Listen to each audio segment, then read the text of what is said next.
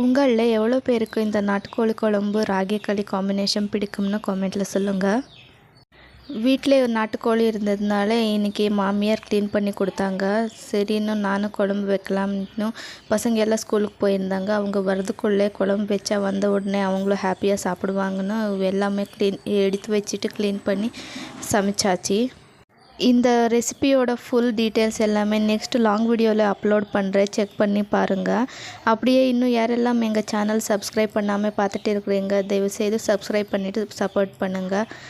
உங்களுக்கு இந்த நாட்டுக்கோழிலே வறுவல் செஞ்சால் பிடிக்குமா, இல்லைன்னா குழம்பு செஞ்சால் பிடிக்குமா, இல்லைன்னா பிரியாணி பண்ணால் பிடிக்குமானா கமெண்ட்டில் சொல்லுங்கள். அப்படியே நம்ம சேனலில் நெக்ஸ்ட் எந்த ரெசிபி செய்யலாம்னு கமெண்ட்டில் சொல்லுங்கள். நெக்ஸ்ட் டைம் ட்ரை பண்ணி பார்க்குறேன். எனக்கு கொஞ்சம் இந்த தமிழ் லாங்குவேஜ் ப்ராப்ளம், ஏன்னா என் மதர் டங் வந்து தெலுங்கு, அதனால கொஞ்சம் அட்ஜஸ்ட் பண்ணிவிட்டு பாருங்கள். தேங்க்யூ.